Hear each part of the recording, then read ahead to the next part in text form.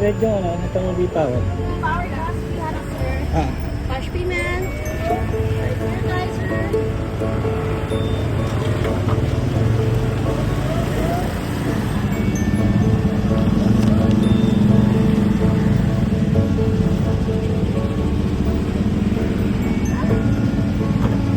Bigat to, sir. Masanay na. mabigat. Sa akin, sir. Ano? Mabigat para sa akin. Yung rouser, oh, mabigat yung mga gawa nila. Magkagawa ng India. Matibay pero mabigat. Pero yung mga gamit niya, sir, sa inyo ko bibili. Yung mga tools niya. Sa Oh. inyo mo ka bibili. Hindi, merong supplier dito. Sa Lazada lang.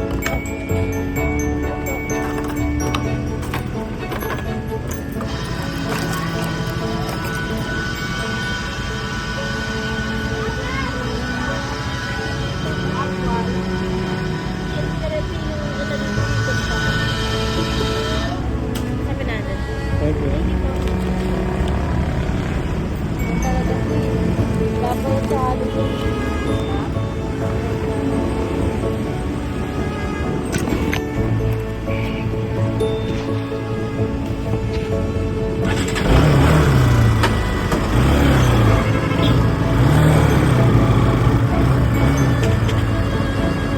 Again?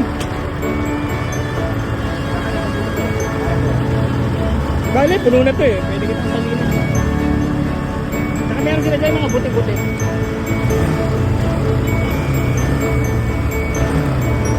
Dito na natin gagamitin yung jet fighter skills ha.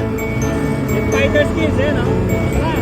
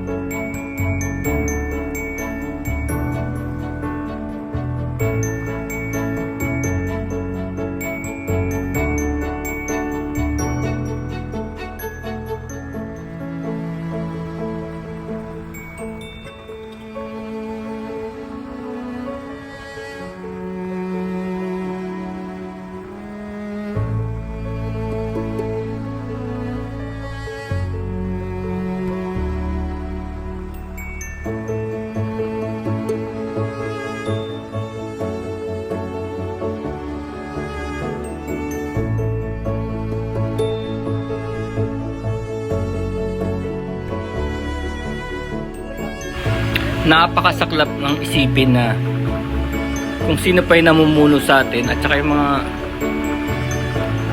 sila pa yung mga nagpapabigay ng mga permit sa mga to. At nasabi ko to kasi sa taon ko na pumupunta rito sa lugar na to, dahan-dahan ko na nakikita na talagang malaki ang development na ginagawa nila dito. Talagang yung dam, yung Kaliwa Dam, sabi nila na suspend, pero palagay ko tuloy na tuloy siya. Etong nakikita nyo sa background, yan ang maapektuhan ng mga proyekto na yan. Ilulubog nilang lahat yan. Ilulubog nilang magiging lawa itong lugar na to. Talagang ganyan lang ang tingin nila sa mga ganyan. Sa mga lugar, nakakapanghinayang dahil sobrang ganda, tsaka hindi naman lahat ng bansa ay may ganyan. Tayo lang ang may mga ganyan kasi mga tropical countries tayo na may mga araw, nasa linya ng equator. No? May mga bansa na nangangarap lang magkaroon ng ganyan, kagaya ng mga desert countries na yung mayayaman, kagaya ng Saudi Arabia, Dubai. Pangarap lang nila magkaganyan, kaya pinipilit nilang magkaroon ng ganyan. Hindi nila magagawa yan dahil biyaya talaga sa atin yan, sa ating lugar, dahil nasa equator yung Pilipinas. Pero hindi natin pinapahalagahan yan. Gumagana yung utak natin para mag-align sa mga western concepts, no? Kagaya nangyayari sa Middle East, no? Ginagawa nila puro mall, pinakamalaking mall, alam na yung The Line, kasi wala silang ganito eh. Ang nangyayari puro mall, tapos gagawa sila ng ski slope, gagawa sila ng artificial na snow, di ba? So ito, hindi natin pinapahalagahan kasi nandito pa eh. Siguro mamimiss lang natin to sa pag nawala na, no? At rapid ang development dito. Talagang sabi ko sa inyo, sandali na lang to mawawala na. Kaya hindi na ako nagsasabi ng sagipin natin to. Wala sa espiritu ng Pilipino ang sumagip ng mga ganyan. Talagang mas focus tayo sa pera. Paano magkapera, paano yumaman, paano mayabangan yung mga kaaway natin, gano'n, no? Kaya kita mo, minsan mayroong mga tao nagsasalita na ini-interview. Sabi niya, yung relo ko halagang 10 milyon lang. Pero nung nagpunta ako sa isang tambayan ng mga tropa na kagaya ko, na may kaya, yung isa, ang relo daw ay 33 milyon. 33 milyon. Nainggit pa siya. Parang dapat sana yung relo niya yung pinakamahal na dahil 10 milyon na. Pero may nakita siyang 33 milyon na relo. So, ang nangyayari, parang nagiging talagang pataasan na ng ihi, no? Tsaka, parang, ang tawag nga yung rat race. Nakita ko kay Ken, may pinosyeto ko sa rat race na parang ito na lang ba ang cycle ng buhay natin, ng trabaho, mag-aral, magtrabaho, bayad ng utang, no? Magpayabang, magpayaman, diba? So, yung kalikasan, napapabayaan na. Wala nang may gusto. Parang nangyayari, parang hindi ka in, no? Pagka iniisip mo yung mga ganyan, parang gusto lang ng tao maging makasarili, no? Pares-pares, no? Kaya sandali na lang to eh. Ang panawagan ko na lang sa inyo, bisitahin nyo na lang yung lugar, itong area ng Tanay, gagawing Kaliwa Dam, itong Marilake, bisitahin nyo na kasi sandali na lang talaga to. Pagka yung taong malilitang mata, umatake talaga, mabilis silang umatake.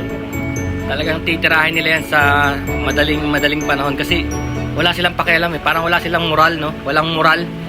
Parang gusto lang talaga nila pera, no? Tapos manakop ng lugar, ganon lang ang gusto nila talaga. Mahirap silang kalaban dahil hindi sila patas lumaban, no? Sisirain nila yung lugar nila, sisirain nila yung lugar natin. So maglalagay lang sila ng mga pera-pera sa ilang tao. Tsaka magugulat kayo ito lumabas na to sa news, hindi ko to pinapauso. May mga high-rise na tumatayo dyan sa gitna ng gubat. High-rise. Bakit kanyo? Nagtatago sila. Meron silang gustong ituloy na operasyon na gusto nilang gawin sa gitna ng gubat. At may nagbibigay sa kanya ng permit. No? Pag dumadaan ako, highly secured, sinusundan kami ng mga gwardiya. Na para bang kanila yung lugar, no? Parang kanila yung kalye, kanila yung lugar na ano bang gagawin namin doon, parang ganun. Ito mga gwardiya na to ay sad to say mga Pilipino. Mga Pilipinong hinahir noong maliliit ang mata. No? Parang inaangkin nila yung gubat natin tapos pati mga kalsada. Meron silang gagawing operasyon dito. Bantayan nyo. Baka sinasabi nyo bawal na. Hindi pa rin bawal. Yung mga nanloloko, mga scammer. Tignan nyo yan. Nagtatago sila sa loob ng gubat.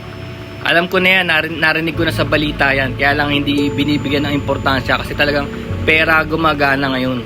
Binabayaran nila yung mga news outlets, yung mga multimedia, yung mga social media na na software na binabayaran yan ng mga yan sa sobrang yaman nila. Kaya hindi lumalabas yung mga post na tungkol dun, yung mga laban dun. Hindi nila papabayaan na lumaganap na madiskubre yung mga style nila, no? So pinagbawal sa syudad, dinala sa gubat, dinala sa bundok. Ngayon itong mga maliliit ang mata na to, hindi ito tatakbo sa gubat ng putikan. Sigurado yan, kailangan nila ng kalye. Kaya ginagawa massive road sa mga gubat, papunta sa mga gubat. Kaya yan, heads up. Panawagan ko na lang sa inyo, puntahan nyo na lang, i-video nyo, document nyo para yung mga anak nyo, yung mga apo nyo, tsaka yung future generation, malaman nila na once upon a time, ang Pilipinas, ganito kaganda.